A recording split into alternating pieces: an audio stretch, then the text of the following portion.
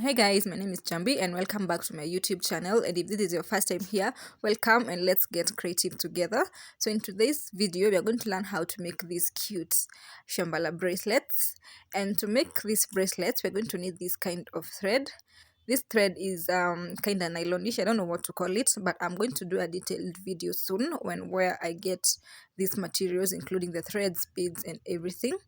So we're going to cut 12 strands of these threads around 40 or 50 meters each, depending on how long or short you want your bracelet to be, and that depends on the size of your hand.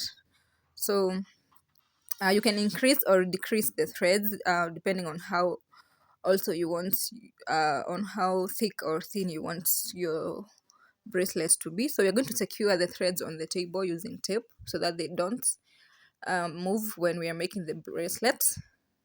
And then after taping it, we're going to make a knot at the very end. Please remember to leave some strands hanging at the end because we are going to need them when making the shamballa for tying the bracelet. So don't forget to leave some strands hanging around 5 centimeters or so. That would be enough. So make sure the knot is well secured and it's neat. As you can see, I'm trying to pull the threads to make sure that no thread is left hanging. Make sure it's neat and well secured. And then after that, we are going to divide the threads. As you can remember, we have 12 strands. So we're going to divide them by 2 so that each side has 6 strands. So each side has 6 strands. And as you can remember, I told you you can make the strands more or less depending on how thick or thin you want your bracelet to be. So after that, you're going to start with the first step, and this is how you do it. You make a letter 4 using one side of the strands like this, and then you put it around the other one, and you keep alternating. The one that you've used to make a letter 4 is not the one that you're going to use on the next round. So as you can see, I'm alternating. You make a letter 4, put it around, and then the one that you've used to make a letter 4, put it aside, use the other one. You keep alternating. You need concentration so that you don't forget which one you've used to do what. As you can see, make a letter 4 on the left, pull it through that one, and then put it aside,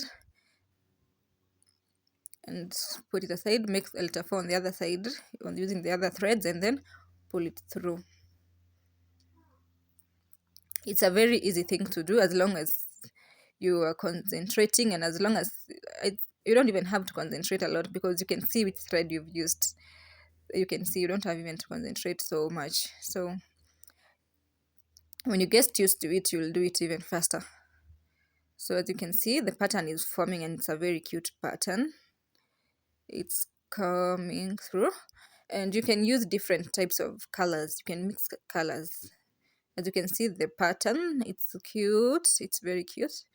So we're going to use this pattern to the very end until we reach to the place that we are going to make the shamballa. So it's the same pattern that we are going to use to the very end. Make a letter 4, pull it through.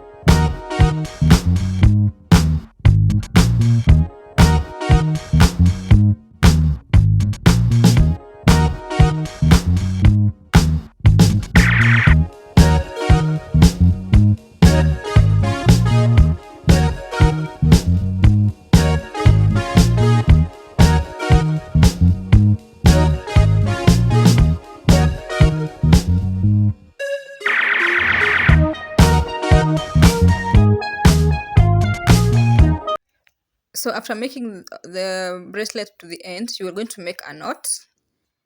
When you're satisfied with the length of the thread that of the bracelet that you want, and then you're going to come to the other end that you had left earlier. Remember, I told you to leave some threads hanging, and then you're going to cut off some threads so that we are left with a few, like 4 strands are enough to make the shamballa.